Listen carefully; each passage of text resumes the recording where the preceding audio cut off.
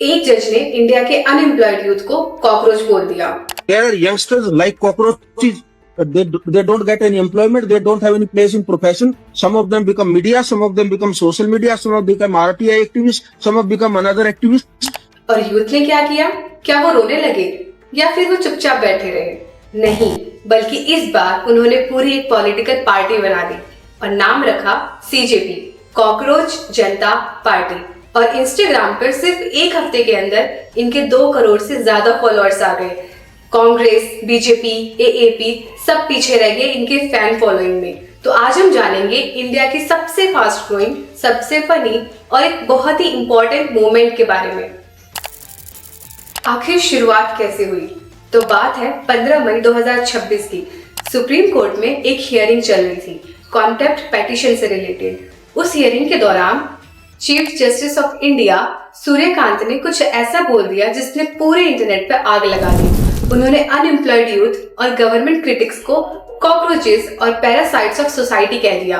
बाद में उन्होंने क्लेरिफाई किया कि उनकी बात को कॉन्टेक्स्ट से बाहर ले जाया गया, लेकिन तब तक बहुत देर हो चुकी थी। यही एक इंसल्ट एक स्पार्क बन गया। बोस्टन यूनिवर्सिटी का स्टूडेंट अभिजीत दिपके, जो पहले आम आदमी पार्टी में पॉलिटिकल कम्युनिकेशन का काम करते थे, उन्होंने सोचा कि ठीक है, अगर हम कॉकरोचेस हैं तो कॉकरोच ही सही। और 16 मई 2026 को उन्होंने फाउंड की कॉकरोच जनता पार्टी। ये मूवमेंट रॉकेट की तरह उठा। इंस्टाग्राम पेज खोले गए, वेबसाइट लॉन्च की गई और फिर जो हुआ वो इंडिया ने पहले कभी नहीं देखा था। सिर्फ एक हफ्ते में 2 करोड़ 22 लाख से ज्यादा फॉलोअर्स आ गए। ये ऑलमोस्ट डबल था बीजेपी के ऑफिशियल गवर्नमेंट अकाउंट से। मीम्स की फैक्ट्रीज चालू हो गई। लोग AI से कॉकरोचेस के इमेजेस बनाने लगे जो न्यूज चैनल्स और न्यूज़पेपर्स तक पहुंच गए। लोग कॉकरोच कॉस्ट्यूम्स पहनकर वीडियोस और रील्स बनाने लग गए। और इन सब के बीच में 3.5 लाख से ज्यादा लोगों ने ऑफिशियल वेबसाइट पर साइन अप कर दिया था।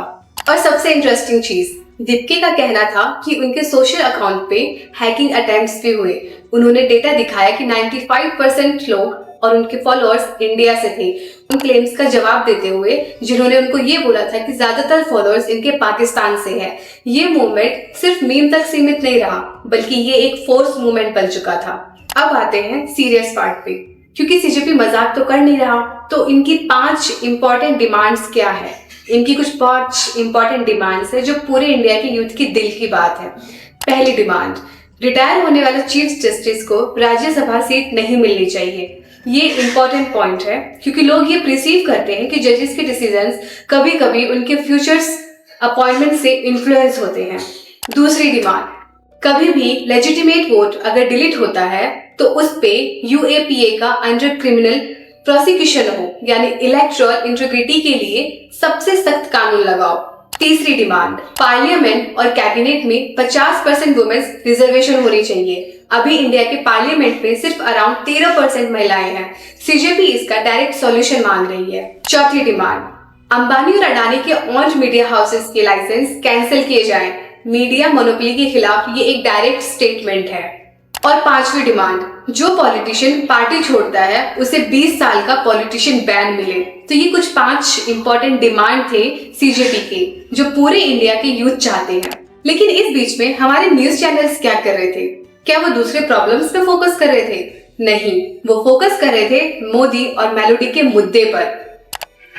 Prime Minister Modi brought us a gift, a very, very good toffee. Melody. क्योंकि इस प्रोटेस्ट से ज्यादा इन न्यूज चैनल्स के लिए ये बात इंपॉर्टेंट थी कि आखिर मेलोडी इतनी चॉकलेटी क्यों है? क्या ये सिर्फ एक जोक है या फिर सच में कुछ बदलने वाला है? अब यहाँ पर एक बहुत ही इंपॉर्टेंट क्वेश्चन आता है कि CJP एक ट्रेंड मूवमेंट है जिसे लोग कुछ दिनों में भूल जाएंगे, या फिर ये सच में भी कुछ बदल सकता है? एक तरफ देखें तो ECI में ये रजिस्टर्ड नहीं है, तो इलेक्शंस भी नहीं लड़ सकते। अभिजीत दिपके, जो कि खुद बोस्टन यूनिवर्सिटी का एक स्टूडेंट है, इंडिया में परमानेंटली सेटल्ड भी नहीं है। ऑनलाइन फॉलोअर्स और सड़कों पे जो नंबर्स दिखे उनमें एक बहुत बड़ा डिफरेंस था।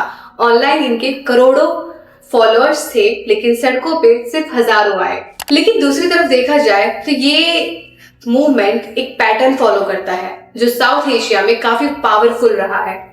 श्रीलंका, बांग्लादेश, नेपाल, सब जगह youth lead social media movements ने रियल पॉलिटिकल चेंज लाए। बांग्लादेश में 2024 में एक सिमिलर यूथ मूवमेंट ने पूरी गवर्नमेंट गिरा दी थी। इंडिया में अनएम्प्लॉयमेंट रेट यंग ग्रेजुएट्स के लिए ऑलमोस्ट 40% है। ये फ्रस्ट्रेशन रियल है और ये गुस्सा भी रियल है। जैसे कि एक स्टूडेंट ने कहा, I believe the CJP started at satire. I really like the way it's going in. The youth need the platform where we can put up our demands because the most political parties miss the issues which are actually important. ये feeling लाखों लोगों की है, ये feeling लाखों लोगों के मन की बात है। हिस्ट्री बताती है कि जब इंसल्ट्स को रिक्लेम किया जाता है तो मूवमेंट्स और ज्यादा ड्यूरेबल बन जाती है। CJP ने कॉकरोच को रिजाइलेंस का सिंबल बना दिया और कॉकरोच की सबसे बड़ी क्वालिटी क्या है? सर्वाइवल, क्योंकि इन्हें स्क्वैश करना काफी मुश्किल होता है। तो ये था कॉकरोच जनता पार्टी का पूरा सच। एक जज के 2 वर्ड से लेकर 2 करोड़ फॉलोअर्स तक का सफर। और ये जेनजी का एक मैसेज है कि हम देखेंगे भी, सुनेंगे भी, बोलेंगे भी और सवाल भी उठाएंगे, चाहे सिस्टम हमें कॉकरोच ही क्यों ना बोले। आपको क्या लगता है, क्या CJP बदलाव ला सकती है या फिर ये सिर्फ एक ट्रेंड है? नीचे कमेंट्स में अपने शेयर थॉट्स करो और अगर आपको ये वीडियो इन्फॉर्मेटिव लगी हो तो इसे लाइक, शेयर एंड सब्सक्राइब करो और ये वीडियो अपने उन दोस्तों को भेजो जिनको CJP के बारे में नहीं पता। मिलते हैं अगली वीडियो में।